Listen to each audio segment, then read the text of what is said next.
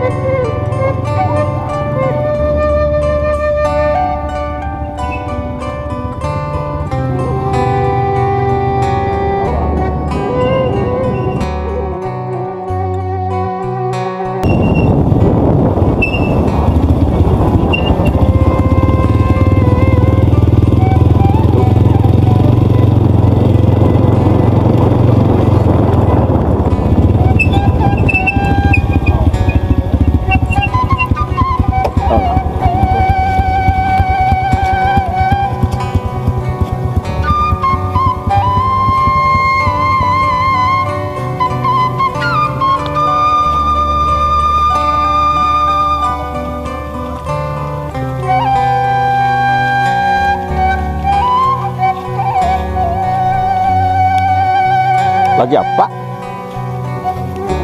Survei. Ya.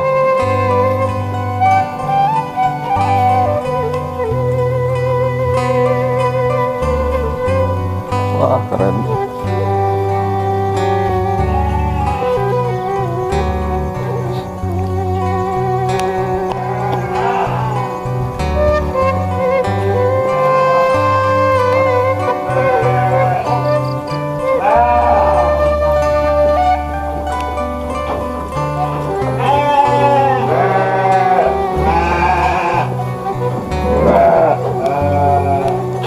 Alang mah ieu Kang nya.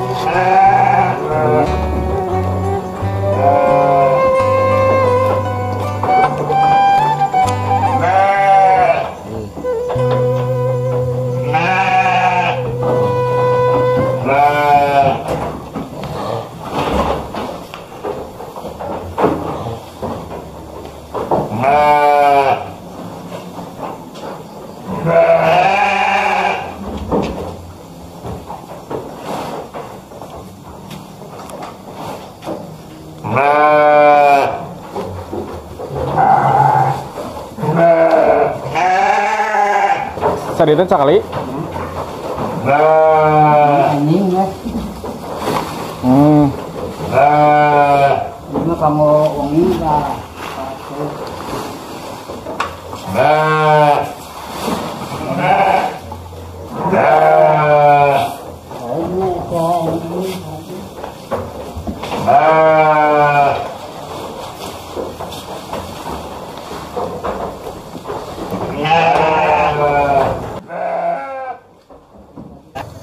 Janten pribados ayana nuju sareng Kang Edi. Beliau adalah salah seorang tokoh entrepreneur di Kabupaten Bandung Barat, khususnya di Kecamatan Cipongkor, Desa Mekarsari kan ya. Kampung nanti kampung kan? Kampung Cipongkor. Kampung Cipongkornya. Janten sanes mung seukur kecamatan Cipongkor tapi oge kampung Cipongkor anu aya di wewengkon Desa Mekarsari. Nah, sekarang kita akan mengupas terkait profil Kang Hendy, apa yang sedang dilakukan oleh Kang Hendy dari mulai merintis, harapan-harapan ke depan, terus kendala-kendala yang beliau hadapi selama ini dalam mengelola perusahaannya ini kayak gitu. Siap gitu. Anu kahiji mah panginten Kang, Akang nyobin memperkenalkan diri kan gitu. Terus apa yang sedang Akang produksi selama ini kan itu. Pertama dari pertanian kopinya dulu panginten. Pertanian kopi ya, mohon. Atur nuhun. Kegiatan kami di Cipongkor menyangkut tentang kegiatan kopi. Kami garap dari mulai bagaimana pemilihan bibit kopi yang baik untuk lokasi di sekitar Gunung Halu, Surakarta dan Cipongkor. Itu ada MDPL yang diperhatikan untuk jenis-jenis bibit. Terus kami ketinggian ya MDPL. Ketinggian. Jadi itu ada beberapa varietas yang emang cocok di ketinggian berapa. Nah, berarti untuk MDPL Cililin dan sekitar mah robusta cocoknya Kang ya? Cipongkor juga robusta bagus. Untuk Arabica Gunung Halu itu bisa lebih bagus juga karena dingin.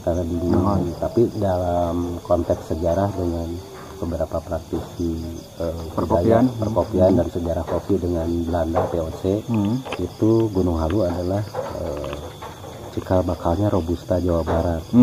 Nah, itu ada beberapa titik lokasi termasuk Tangsi yang dulunya markas Belanda itu padat dengan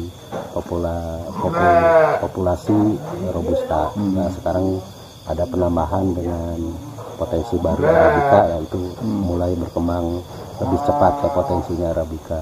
Nah, kopi ini kami dengan teman-teman itu menggiatkan dari sisi hulu kan. Jadi ada bagaimana pembibitan, bagaimana kita mengolah pupuk alami dari potensi sekitar, ada daun bambu, ada kotoran hewan dari peternak-peternak.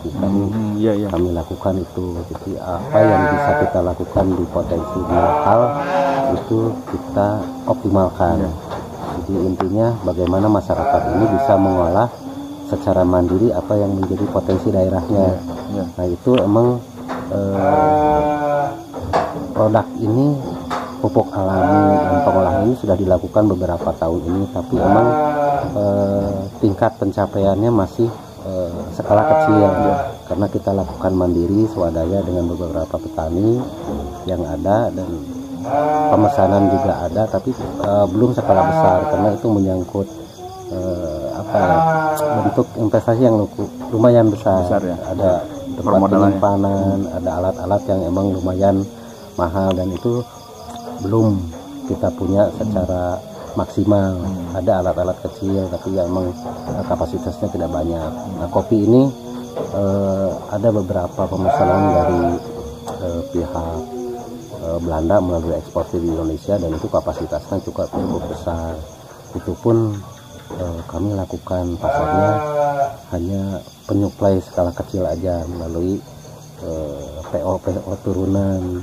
Kalau kontrak dengan eksportirnya belum berani karena kita udah ketemu dengan eksportirnya, ternyata kapasitas kita masih jauh.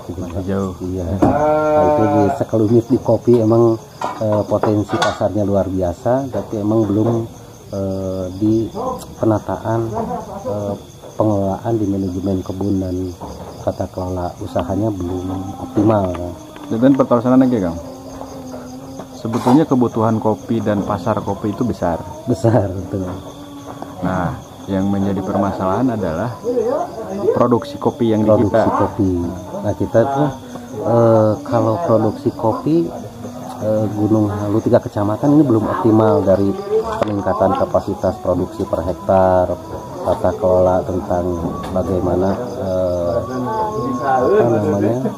pemupukan yang optimal, karena emang kita masih dalam skala tradisional gitu. Yang dihadapi kendala oleh petani kopi apa Kang? Kalau untuk petani kopi secara kualitas itu untuk spesialty ya, kita beberapa kali emang ada yang di Gunung Halu itu ada yang pernah juara di Perancis, ada yang pernah juara di Atlanta di Amerika. Sudah terkenal lah. Sudah terkenal. Tapi untuk sisi ekonomi itu belum terangkat karena di sektor pengelolaan kebun itu belum optimal Kang, karena emang kita perlu modal yang lumayan besar untuk perluasan lahan, pengelolaan lahan, penyediaan pupuk, bagaimana penyiangan di kebun itu emang harus dilakukan. Dan sebetulnya kita bisa berkaca ke Vietnam ya, dengan pengelolaan yang lebih baik, berkiblat ke Brazil, dan mereka berhasil menjadi penyuplai kopi kedua di dunia. Nah, kita dengan luasan yang luar biasa, Indonesia kita cuma di urutan ketiga ya saat ini. Karena emang ilmu anu di Brasil tiasa di cloning tuh Kang di urang.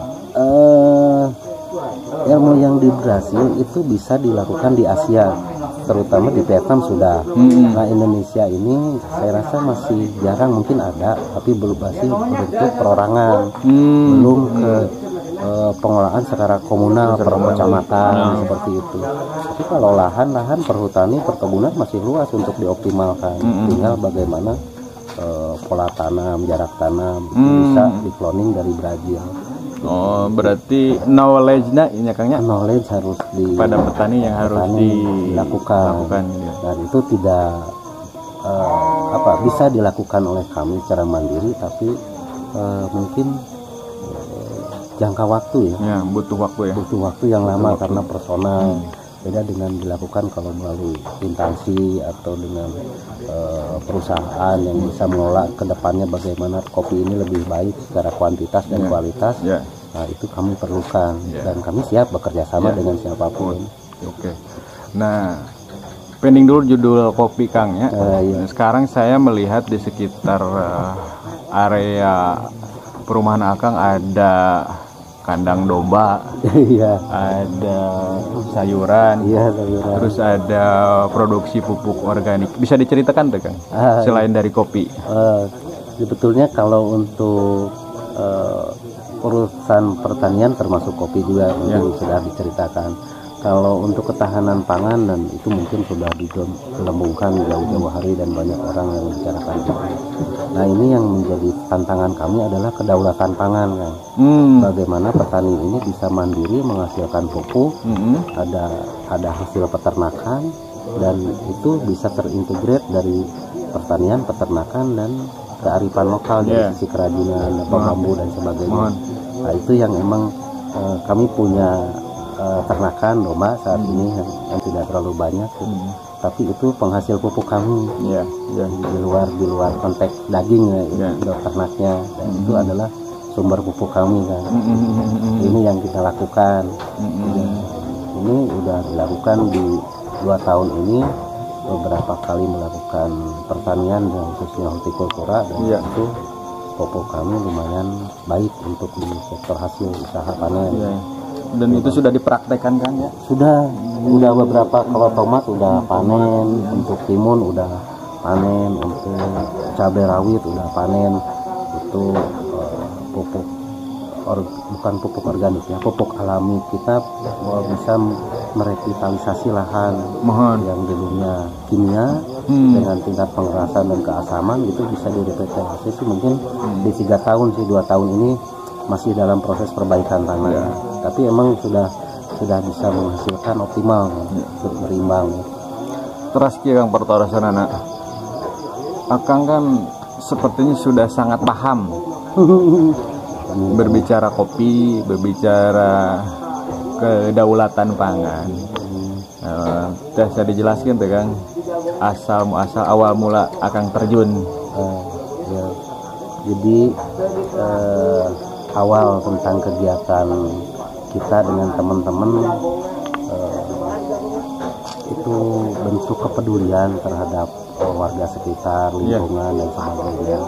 Karena kami dengan teman-teman beberapa kali ke luar negeri untuk kegiatan konservasi bambu di Malaysia. Kemana itu Kang?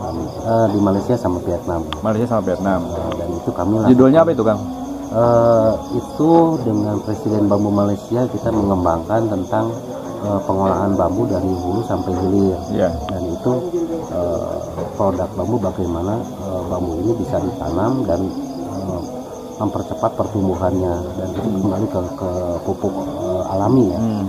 Harus pasca panen bagaimana mengawetkannya setelah pengawetan produksi apa yang mau dihasilkan. Itu ada 3 segmen, konstruksi, mebeler, sama turunan kerajinannya untuk produk-produk recycle bahan. Nah, itu kita lakukan di Langkawi, Malaysia, bekerja sama dengan Presiden Bambu Malaysia. Itu saya rasa dari mulai sepeda, biola, gitar, terus untuk konstruksi hotel, resort itu di Langkawi, itu kami buat juga dengan tim dari Bandung Barat. Yang emang saya lihat bukan kami membanggakan luar negeri, mereka terintegrasi dari sisi praktisi, akademisi, birokrasi, dan para pemodal. Itu mereka berkolaborasi membentuk sebuah kegiatan yang memang bisa jadi terbangun ekosistemnya. Nah, di sini kami berharap itu bisa terjadi. Nah, sekarang pertanyaannya adalah ketika potensi yang luar biasa yang Akang miliki dengan segala toolnya, sejauh mana peran baik itu swasta atau pemerintah, terlebih pemerintah, untuk konteks potensi ini, Kang? Kalau pemerintah mungkin baru menyediakan pendamping dari sisi keilmuan untuk pengelolaan manajemen ini harus bagaimana dari sisi usahanya, belum ke tahapan bagaimana ini menjadi kegiatan yang terintegrasi dari sisi praktisi, akademisi, karena kita perlu hasil lab, kajian lahan kita, bagaimana birokrasi bisa memfasilitasi kami, terus investor bisa menyatukan kami dalam bentuk kegiatan yang real usaha. Itu memang kami mengharapkan. Mau tidak mau, ya, masyarakat petani kita harus pintar bagaimana menghasilkan dan bagaimana memanage hasil usahanya. Harapan itu kan sudah ada respon belum? Nah, kalau respon mungkin di sisi lisan ya sudah, cuman pas realisasi belum. Realisasi dan implementasi mungkin saya masih berharap lebih dari itu. Jadi harapan ke depan, Kang, terlebih kepada, artinya Akang sebagai funding, sebagai inisiator, harapannya kepada stakeholder yang bisa dikaitkan seperti ekosistem yang tadi antara pemerintah, akademisi, termasuk pelaku yang dapat terlibat di dalamnya. Pertanyaan kepada pemerintah, harapannya seperti apa? Harapan untuk pemerintah mungkin apa yang bisa menjadi sebuah kegiatan dan peningkatan kapasitas masyarakat dari sisi pemberdayaan, peningkatan ekonomi, ya mohon untuk lebih signifikan ke para praktisi. Mungkin ya banyak yang sudah dilakukan, tapi memang mungkin belum banyak menyentuh kami. Seperti Vietnam kan sudah terintegrasi, khususnya Malaysia sudah terintegrasi. Malaysia sudah terintegrasi. Itu bisa nggak, Kang, dilakukan di Indonesia, Kang? Diawali di Cipongkor. Saya yakin bisa. Saya dengan teman-teman beberapa praktisi di kegiatan peternakan, pertanian, pengolahan perbambuan dari sisi potensi.